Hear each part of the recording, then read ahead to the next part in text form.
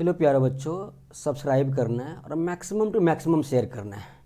मैं बार बार इसलिए बोल रहा हूँ, मेरा मोटू क्या है ना कि मेरा मोटू सिंपल है भाई, उस बच्चों के पास पहुँचे जिसको रिक्वायरमेंट है इस काइंड ऑफ PYQ का सॉल्यूशन।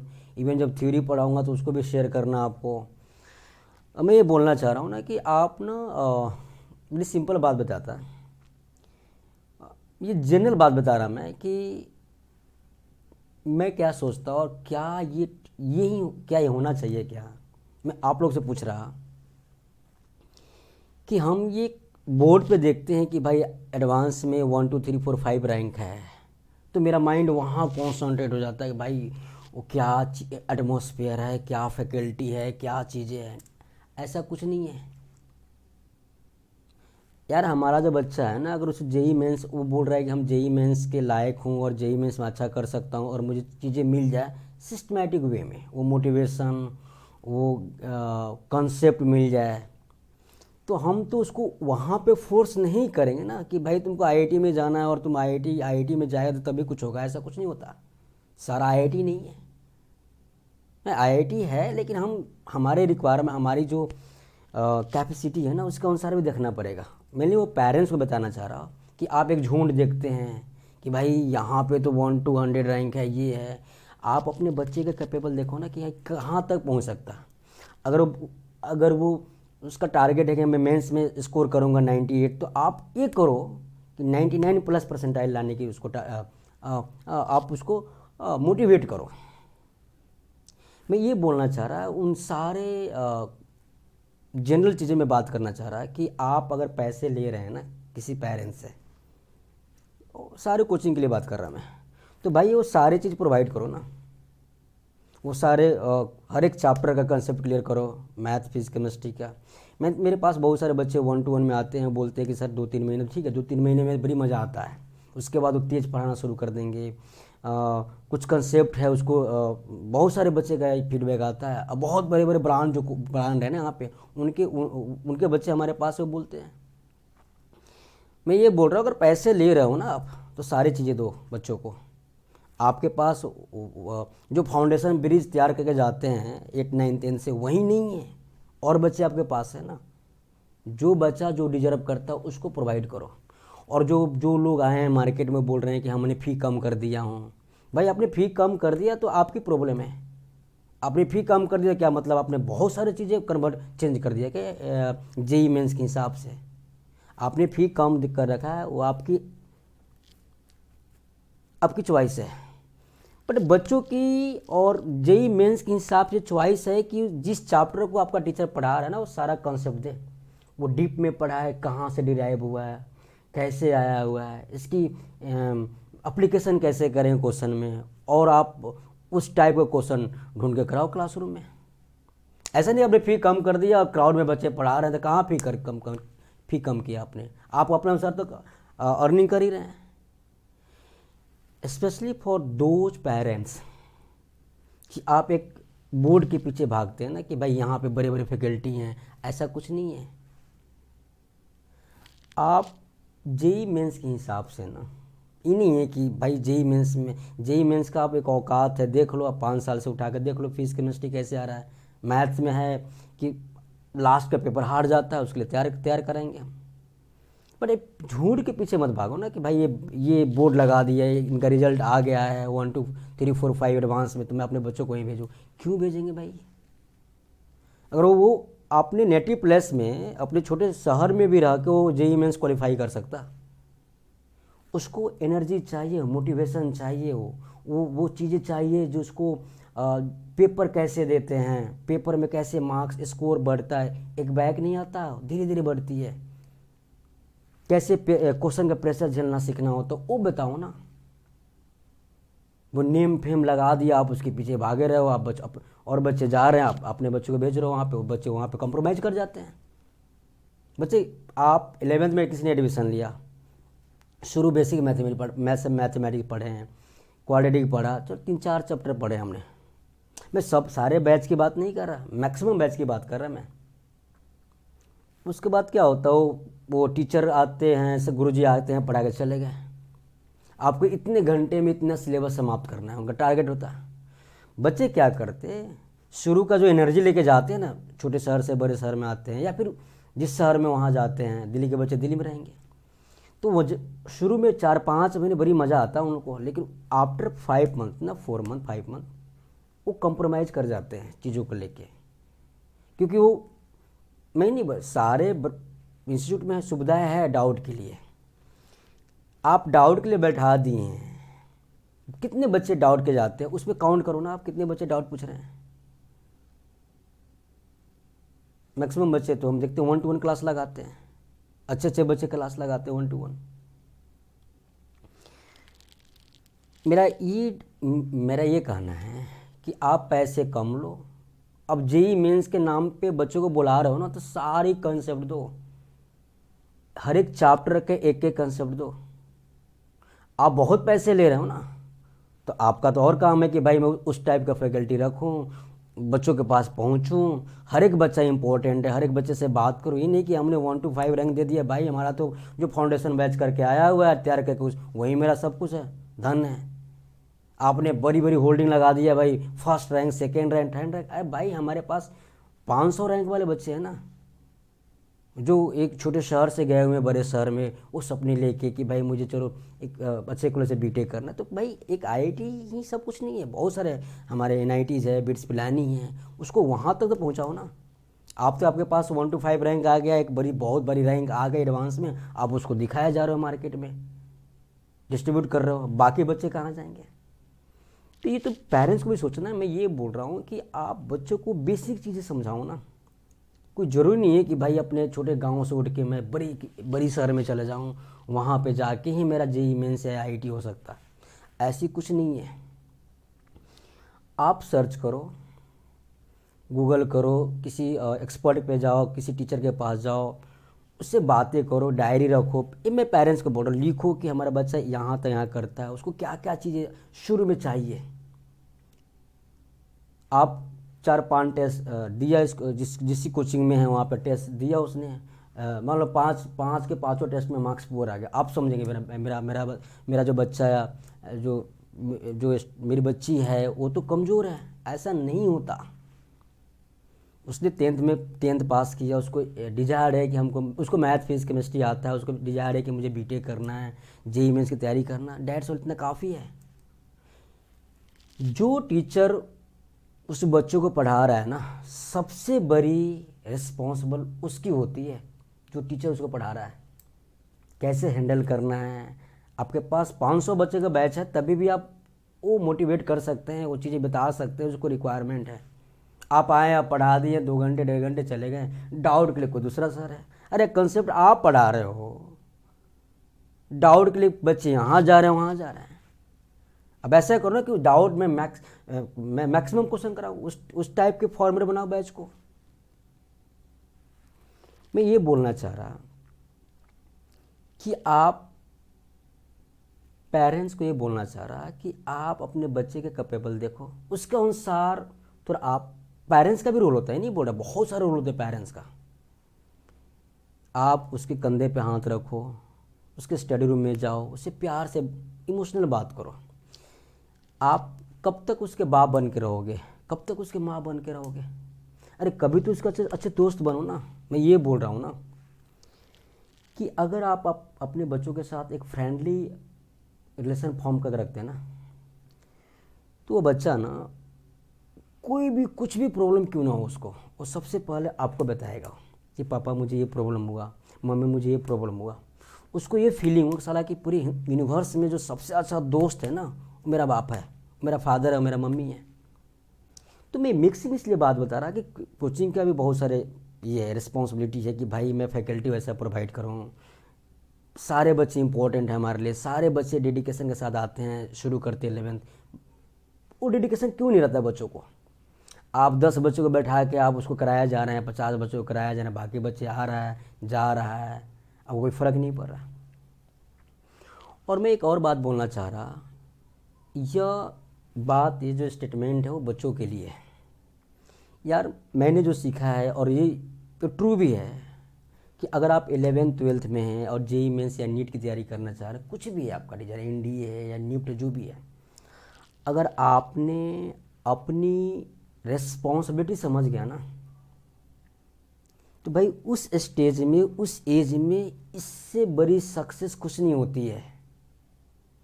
हमारी रिस्पॉन्सिबिलिटी है कि हमने पढ़ाई करना, अच्छे से वर्कआउट करना है, हर एक चैप्टर का डायरी बनानी, नोट्स बनानी है, मुझे अपना मैक्सिमम एफर्ट डालना है, maximum test series, number of test से गुजरना है। गलतियाँ करें तभी सीखेंगे, नंबर ऑफ टेस्ट के नाम से नहीं डरते हैं। पेरेंट्स का भी काम है कि उसको मोटिवेट करो। तो मैं इसलिए इतना इस बात को मैं बार बार रिपीट कर रहा हूँ कि आप भीड़ और क्राउड में एक नेम फेम के साथ मत जाइए। आप अपने बच्चों को वहाँ पे रखिए जहाँ से उसको लग रहा है कि इसको अटेंशन की ज़रूरत है, टीचर का वो कम्युनिकेशन की ज़रूरत है, तो आप वहाँ पे रखो ना। वहाँ पे उसको बहुत सारे बेनिफिट मिलने वाला है। इसलिए बोल रहा है कि आप मैक्सिमम शेयर कीजिए, मेरे चैनल को मैक्सिमम शेयर कीजिए। मैं बहुत जल्द लाइव क्लास स्टार्ट करने वाला हूँ। टेस्ट सीरीज, मेरा जो टेस्ट सीरीज होगा ना मार्केट में, वो टोटली फ्री होगा जेई मेंस के लिए, टोटली जेई मेंस के लिए टोटली फ्री होगा। वो हो गए। अब इस क्वेश्चन पे आते हैं। डिफरेंशियल इक्वेशन क्वेश्चन में हमको भाई 3 चीज़ देखनी होती है, किस काइंड का है। या तो डायरेक्ट दिया होगा, या हो सकता है कि हमको कुछ बेसिक मैनिपुलेट करके दिया होगा, बेसिक मैनिपुलेट करके या कुछ सब्स्टिट्यूट करके मुझे एलडी, एचडी या वेरिएबल सेपरेबल आ जाए। तो भैया जब इस क्वेश्चन को देखो ना गौर से, मैं पढ़ता हूँ, y is equal to Y of X be the solution of the differential equation dy dx plus 2 times 2x upon 1 plus x square का whole square Y is equal to, right hand side में x का function है। यहाँ पे direct दिया हुआ है कि भाई ये तो मेरा एल डी है, लीनियर डिफरेंशियल इक्वेशन है, और y of zero direct is equal to zero, means x zero Y zero.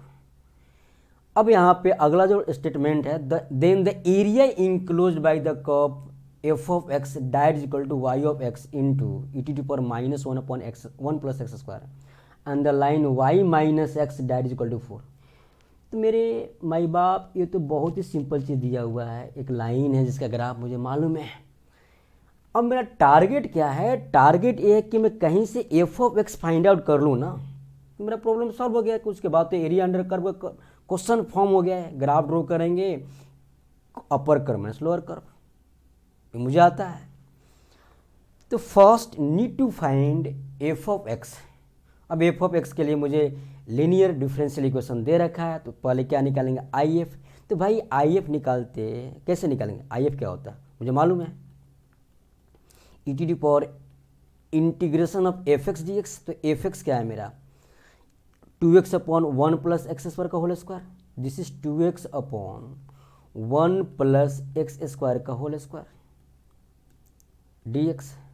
अब यहाँ पे दिख रहा है कि 1 प्लस एक्स स्क्वायर का डेसी क्या 2x आ जाएगा। तो मैं लिख रहा हूँ यहाँ पे कि भाई 1 प्लस एक्स स्क्वायर को हमने t माना, तो 2x dx direct is equal to dt, चलेगा ना। So from we have to write E T to power integration of 2x dx direct dt upon T square.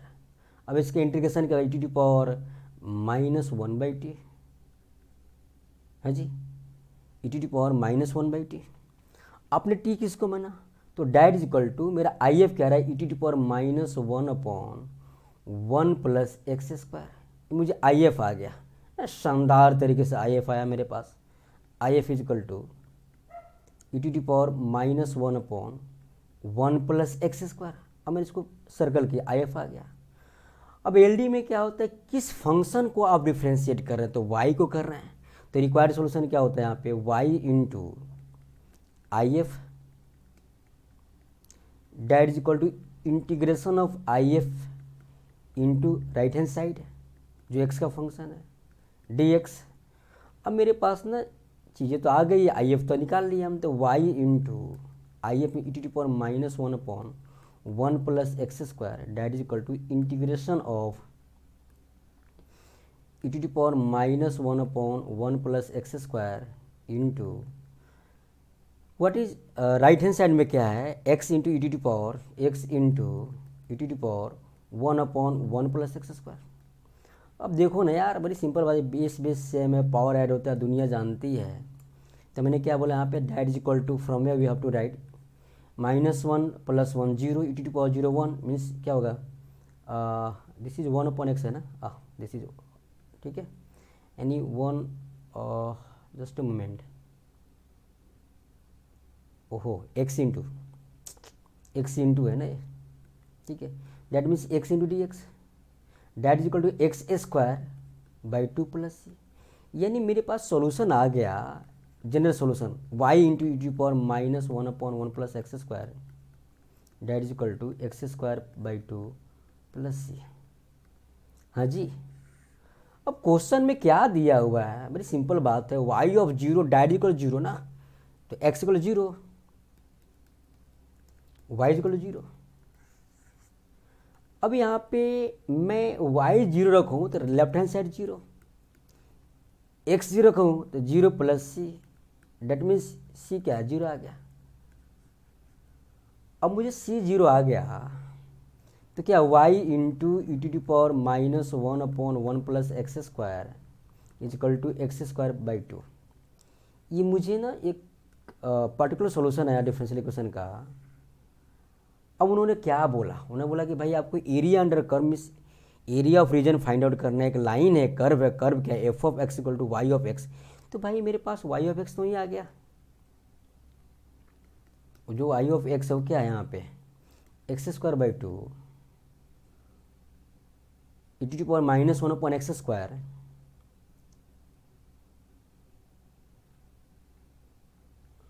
x/2, ये क्या होगा, e⁻1/1 plus x square. ठीक है जी, मुझे y of x आ गया, सीधी बात है। अब मुझे क्या फाइंड आउट करना है यहाँ पे, जो कर्व है fx है वो क्या है, fx equal to y of x into fx equal to y of x into e⁻1/1 plus x square. तो y ऑफ x क्या आ रहा है, x² / 2 into e⁻1/1 plus x square into e⁻1/1 plus x square. हाँ जी, this should be 0। तो मुझे fx आ गया, हाँ बाबूजी, fx क्या है, x² / 2। तो मेरा टारगेट था वो फुलफिल हो गया कि मैं fx निकाल दिया, date is equal to x² / 2, और लाइन क्या है, y is equal to x+4। अब इस लाइन और इस कर्व के बीच का एरिया फाइंड आउट करना है क्या। तो मीनिंग क्या है, बड़ी सिंपल बात है, पाराबोला है, पारा fx, हाँ जी, आराम से हमने पाराबोला ड्रॉ किया, इसी graph of x² / 2।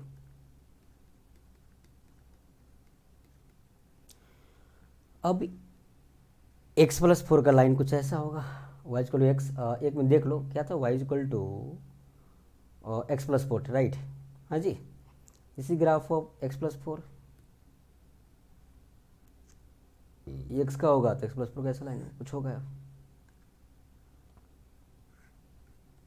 y equal to x+4। अब मुझे रीजन जो आ रहा है ना कर्व और लाइन के बीच में, यह रीजन आ रहा है, शेडेड कर दिया हमने। तो पहले मुझे पॉइंट ऑफ इंटरसेक्शन निकालना होता है, निकाला हमने दोनों कर्व को सॉल्व करके। तो भाई x² / 2 that is equal to x+4 means x² - 2x - 8 that is equal to 0। हाँ जी, अब ये है क्या, एक ये मिडल टर्म स्प्लिट हो रहा है, x² - 4x + 2x - 8 that is equal to 0। तो x कॉमन तो x - 4 + 2 कॉमन तो x - 4, यानी we have x equal to -2 और 4। ठीक है, अब ये हो गया -2, 0, ये हो गया 4, 0, चलेगा ना। अब तो मेरा क्वेश्चन एरिया हो गया, एरिया अंडर कर्व का जो रिक्वायर्ड एरिया होगा ए मान लिया, वो क्या होता है, इंटीग्रेशन ऑफ -2 से 4 upper curve that is x+4 minus lower curve that is x square by 2। बस हो गया सॉल्व, करो इसको। इसके बाद तो खुद से करो। तो क्या हो गया यहाँ पे भाई, x square by 2 plus 4x minus x cube by 6 minus 2 से 4। अब यहाँ से क्या कैलकुलेशन पार्ट तो है, तो 4 का square 16 by 2 plus 16 minus 64 by 6 है जी, फिर माइनस लोअर लिमिट -2 का square 4 by 2 minus 8 and minus plus 8 by 6। अब आराम से इसको सॉल्व करना है हमको। So required area that is equal to this is 8 plus 16, this is 24 minus this get cancel 3 32 and 32 by 3 minus this is 2 2 minus 8 minus 6 plus 4 by 3 है जी, ठीक है। So that is equal to देख लो यहाँ पे 24 plus 6 30 minus 32 by 3 minus 4 by 3 that is 90 minus 32 plus